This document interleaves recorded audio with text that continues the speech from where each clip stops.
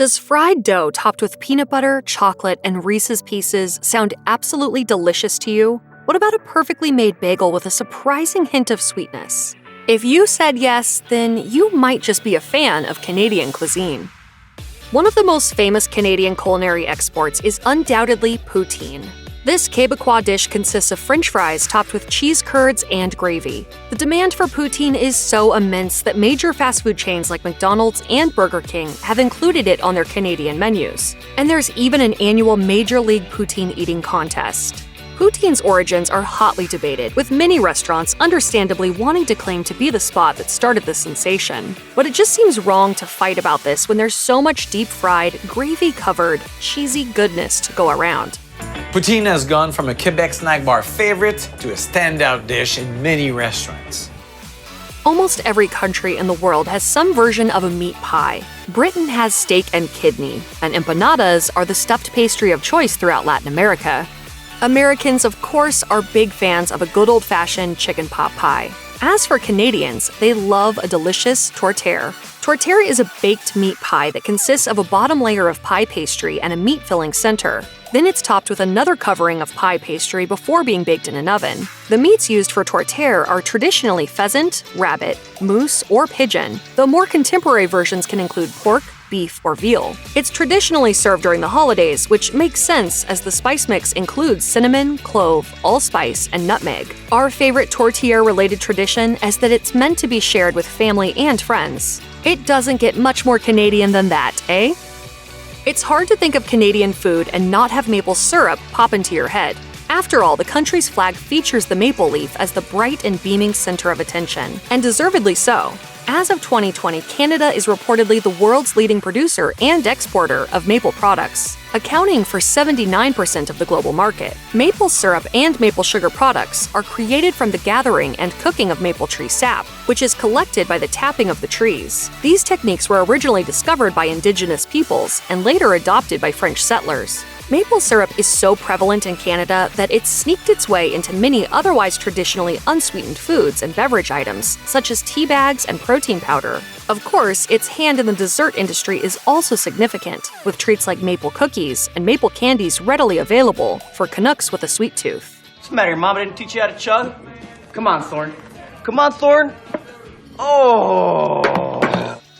The beaver tail is a Canadian national treasure. From British Columbia to Nova Scotia, so many Canadians have a soft spot for this chewy treat, made from hand-stretched wheat dough. While the traditional version is topped with a simple dusting of cinnamon and sugar, the beaver tail has evolved over the years into more than just a dessert, depending on where you are in Canada. For example, in Vancouver, you can get a salmon tail, which substitutes the standard sweet topping for a combination of cream cheese and capers. In Mont Tremblant, you can pick up a ham and cheese tail or a steak top tail. A specialty of Halifax is the triple trip beaver tail, which is topped with peanut butter, chocolate, and Reese's Pieces. There's even a popular Canadian restaurant chain called Beaver Tails, which has been serving up this iconic indulgence since 1978. The butter tart is one sugary sweet dessert that certainly deserves its highly esteemed reputation. A traditional Canadian butter tart is a tiny pastry with a wonderfully runny or semi-solid center. The filling is made from butter, sugar, syrup, and egg, then poured into a pastry shell and baked until the filling is semi-solid or runny, depending on your preference. And then it's finished off with a crunchy top. As noted by food bloggers of Canada, the Women's Auxiliary of the Royal Victoria Hospital Cookbook contains the first documented recipe for butter tarts. Published in 1900 in Barrie, Ontario, this appears to be the source that started it all. The original versions were made with maple sugar, freshly churned butter, and dried fruit, such as raisins or currants. They gained popularity in the 1920s, and the rest is beautifully buttery history. Much like the butter tart, the Nanaimo Bar is yet another deliciously decadent Canadian dessert. Constructed of a graham cracker crumb and shredded coconut base, a custard-flavored butter icing in the center, and a chocolate ganache on top, the Nanaimo Bar is a 3-layered, no-bake delight that's famous throughout the country. The Nanaimo Bar is so popular that its origins are hotly disputed, as everyone wants a piece of the coconutty credit. According to legend, a group of friends from Nanaimo, British Columbia, found the recipe in the Vancouver Sun. At the time, it was known as chocolate fridge cake, and the friends changed the name in honor of their hometown. The recipe made its way throughout the province's communities, circulated by housewives and home bakers. This story's validity is unconfirmed, but it has a nice ring to it, so we'll happily spread it. The bars enjoyed a rise to fame during Expo 86 in Vancouver, and they've been a national jewel ever since. People there seem to take the Nanaimo bar very seriously. Montreal's travel website describes the city's signature smoked meat as a beef brisket that's often piled high between rye bread and served with mustard and a fresh dill pickle. Unlike New York-style pastrami, Montreal smoked meat uses the entire brisket, whereas the NYC deli equivalent is taken from the much leaner navel cut. The spice mix is also different, with pastrami heavier on the sugar and Montreal meat relying more on black peppercorn and other spices. Montreal smoked meat is so popular that it's now popping up in many other culinary preparations, such as a top poutine and as a pizza topping. Many deli counters and restaurants in Montreal all claim to have the best version. It's a hotly debated topic, but we think the only responsible choice is to hop on a plane to Montreal and decide for yourself. Now this would be a lot easier to eat if I wasn't getting the stink eye from the gentleman behind the camera. Yes, I'll save you half. Jumping into the sugar-coated fun of the other delicious desserts on this list, Saskatoon Berry Pie is a regional trademark of Western Canada.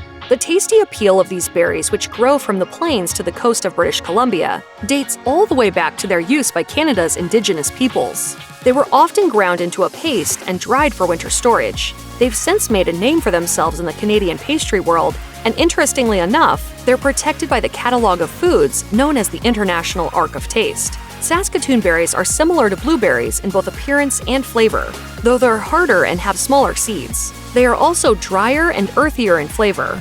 Served in many Saskatchewan and Alberta pastry shops and confectionaries, the famous Saskatoon Berry Pie is made from flour, pastry, butter, eggs, and of course, Saskatoon berries.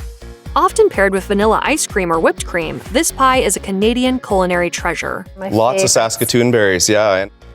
If you grew up in the United States, chances are you know Peameal Bacon as Canadian bacon. Unlike its fattier cousin that consists of strips of belly, the Peameal variety is lean pork loin that's been brined and rolled in cornmeal.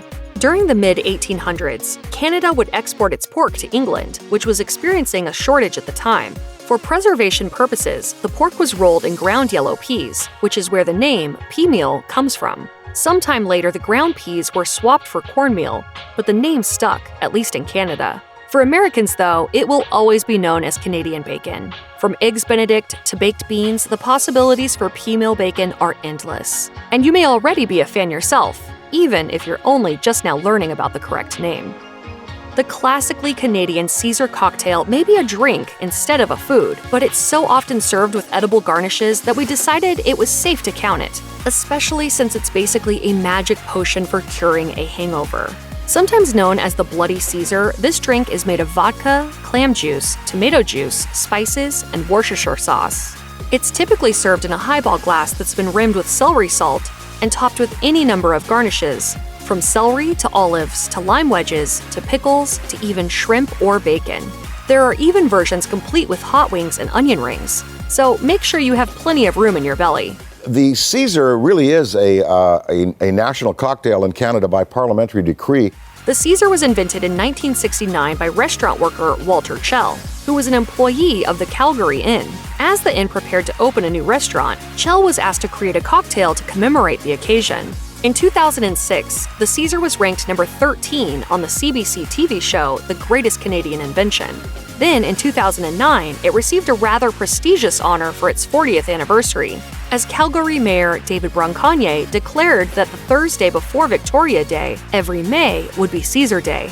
Later that year, Canada Dry Mott's launched an online petition to make the Caesar the official cocktail of Canada.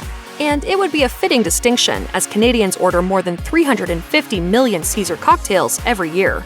All we can say is cheers, but maybe hold the onion rings. If you're American, New York is probably the first place you think of when bagels come to mind. And that would be fair, as the Big Apple undoubtedly has some of the best bagels in the world.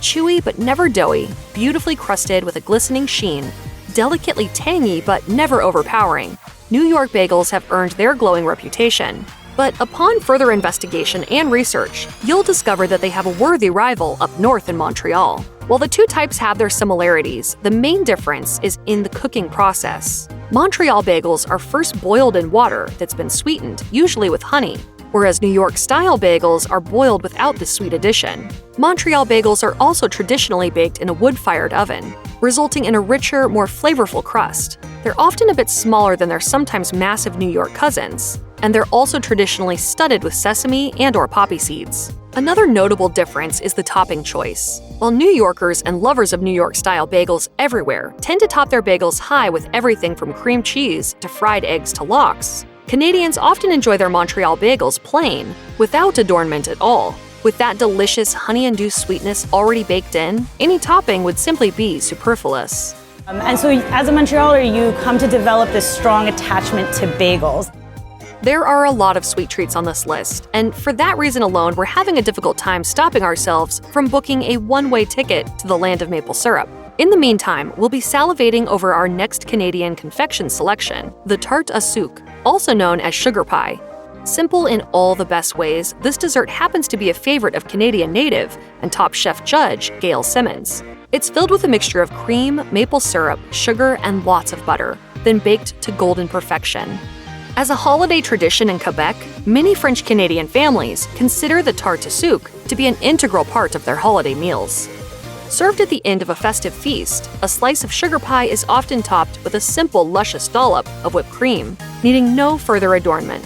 To paraphrase a certain classic Motown song, "Sugar pie, honey bunch, you know that we love you. We can't help ourselves."